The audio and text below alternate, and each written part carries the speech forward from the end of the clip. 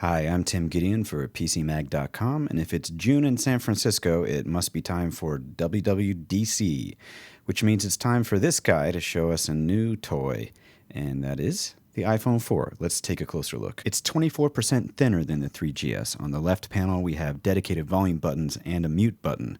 On the top panel, there's a headset jack, a mic for noise canceling, and a sleep-wake button. On the right, a micro SIM tray. The bottom panel has the main mic, a 30-pin connector, and a speaker. The back now has the camera plus an LED flash, and of course the front panel has the 3.5-inch display and a new front-facing camera, plus the trusty home button. So the new touchscreen has a name, the Retina Display. It's a high-res display that shows 320 pixels per inch, and it's been optically laminated to reduce light diffraction. Images do indeed look crisp on the iPhone 4, not just because of the display, but because of the 5-megapixel camera that can also shoot 720p HD video at up to 30 frames per second. Multitasking is now an option. You can adjust music playback no matter what you're looking at, and you can have several apps open at once. Just scroll through the dock at the bottom of the screen. Another nice feature is this button here that disables the accelerometer if you need to do that. You can now group your apps by category in folders. Just drag them together and they get grouped. Email can also now be organized by threads, kind of like Gmail. The browser looks pretty much the same, only sharper now, especially with text. Steve Jobs proudly demoed the new Gyroscope with this Jenga app. It can sense what direction you're holding the phone in and adjust the screen's image accordingly.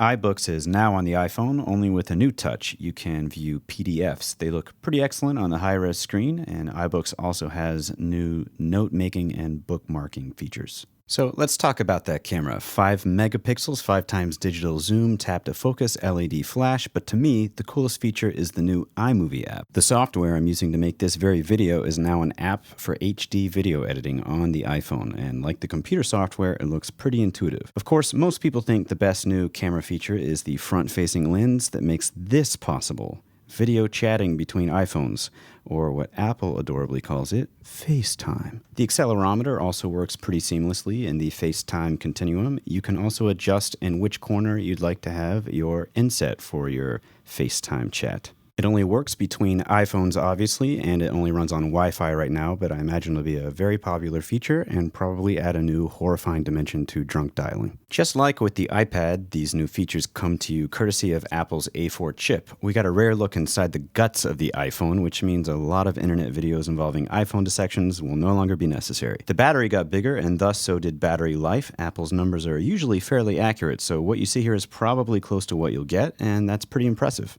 And those leaked photos turned out to be pretty darn accurate, so Steve Jobs explained what exactly those lines in the frame are. They are the antenna system for the phone. Neat. iPhone OS 4 immediately got renamed to iOS 4, and it got a blinged out metallic logo.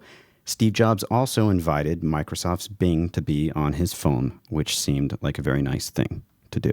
The new iPhone 4 16GB model is $199, and the 32GB model is $299, and the iPhone 3GS still kicking at 8GB and $99. Not like those prices matter because it's an Apple product and people are addicted, but will it live up to the hype? We will answer that question when we get the iPhone 4 in the PCMag labs. Until then, thank you for watching. I'm Tim Gideon. So long.